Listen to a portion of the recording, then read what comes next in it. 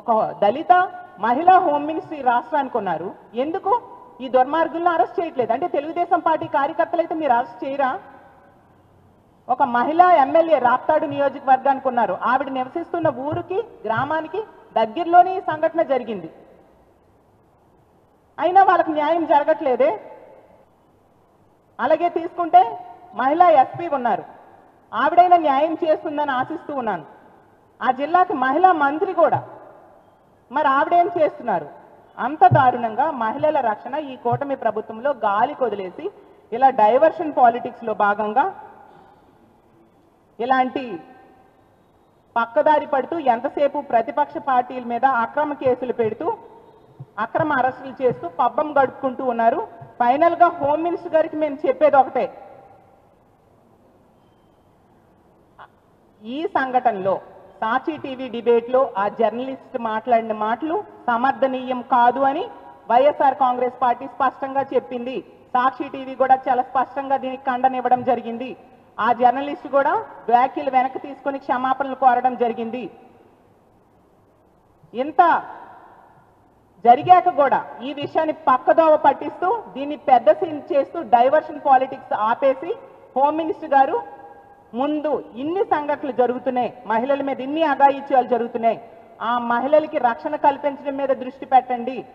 జరిగిన సంఘటనల్లో ఆ దుర్మార్గులకి కఠినమైన శిక్షలు పడాలి. ముందు అరెస్టులు చేయండి అమ్మా. ముందు అరెస్టులు చేసి వాళ్ళకి కఠినమైన శిక్షలు పడేట్టుగా చేయాల్సిన అవసరం ఉంది. ఇన్ని సంఘటనలు మనం చూసినాం. అసలు మహిళల మీద అఘాయిత్యాలు జరగని రోజు లేదు. ఏ సంఘటనలో అయినా మీరు వాళ్ళకి ఆర్థిక సహాయం చేశారా అని నేను అడుగుతూ ఉన్నాను. ముందు ఆ కుటుంబాలకు ఆర్థిక సహాయం చేయండి. మీరు ఇలాంటి ప్రెస్ మీట్లు పెట్టడం మానేసి అసలు అనంతపురం వెళ్ళి ఆ ఇంటర్ విద్యార్థి హత్య కావించబడింది కదా, దారుణమైన హత్య కావించబడింది. ఆ కుటుంబం దగ్గరికి వెళ్ళి ముందు పరామర్శ చేయండి. అసలు ఏం జరిగిందో తెలుసుకోండి. చేసిన వాళ్ళకి అరెస్ట్ చేయండి. ఎందుకు మీరుంటున్న విశాఖపట్నంలో నా భీమిలీలో కూడా మైనర్ బాలిక మీద అత్యాచారం జరిగింది కదా, ఆ కుటుంబం దగ్గరికి వెళ్ళి వాళ్ళకి భరోసా ఇవ్వండి, ధైర్యం చెప్పండి. మహిళల మాన ప్రాణాలు కాపాడడం మీద దృష్టి పెట్టాల్సిందిగా హోమ్ మినిస్టర్ గారిని కోరుతున్నాను. ఇక ముందైనా ఇలాంటి తప్పుడు వ్యాఖ్యలు చేయడం మీద దృష్టి పెట్టకుండా మహిళల రక్షణ మీద దృష్టి పెట్టాల్సిందిగా హోమ్ మినిస్టర్ గారిని కోరుతున్నాం. ఇదే కనుక కొనసాగితే మాత్రం, ఇలా మహిళలకి రక్షణ లేని పరిస్థితి కొనసాగితే, ఇప్పటికే ప్రజల్లో తీవ్రమైన వ్యతిరేకత ఈ కూటమి ప్రభుత్వం మీద ఏర్పడింది. ఎందుకంటే జగన్మోహన్ రెడ్డి గారు రామరాజ్యం లాంటి పాలన ఇస్తే వీళ్ళు రాక్షస రాజ్యం లాంటి పాలన అందిస్తూ ఉండే పరిస్థితి. ఈరోజు కూటమికి ఓట్లేసిన ప్రజలందరూ కూడా బాధపడుతూ ఉన్నారు. ఎందుకు ఇలాంటి వాళ్ళకి ఓట్లేసామా అని చెప్పి గుడిలో ఉన్న దేవుణ్ణి వెలేసి మళ్ళీ దేవుడు కావాలని పూజలు చేస్తున్నట్టుగా ఉంది మా పరిస్థితి అనేసి వాళ్ళకు ఓట్లేసిన ప్రజలు ఈరోజు బాధపడుతూ ఉండే పరిస్థితి. ఎప్పుడు ఎన్నికలు వచ్చినా మళ్ళీ వైఎస్ఆర్ కాంగ్రెస్ పార్టీకి పట్టం కట్టడానికి ప్రజలు సిద్ధంగా ఉన్నారు. అన్ని వర్గాల ప్రజల్ని మీరు మోసం చేశారు. పోలీస్ వ్యవస్థను ఈరోజు నిర్వీర్యం చేశారు. ప్రజాస్వామ్యంలో ఉన్నామా లేదా తెలియని పరిస్థితి.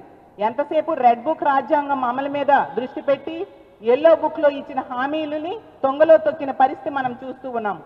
కాబట్టి ఎప్పటికైనా ముఖ్యమంత్రి గారైనా హోంమంత్రి గారైనా ఈ కూటమి ప్రభుత్వంలో ఉన్న పెద్దలు ముందు మీరు ఇచ్చిన హామీలు అమలు మీద దృష్టి పెట్టండి. డైవర్షన్ పాలిటిక్స్ మానుకోండి. ఈ రాష్ట్రంలో ఉన్న మహిళలకి రక్షణ కల్పించడం మీద దృష్టి పెట్టాల్సిందిగా కోరుకుంటూ సెలవు తీసుకుంటున్నాను.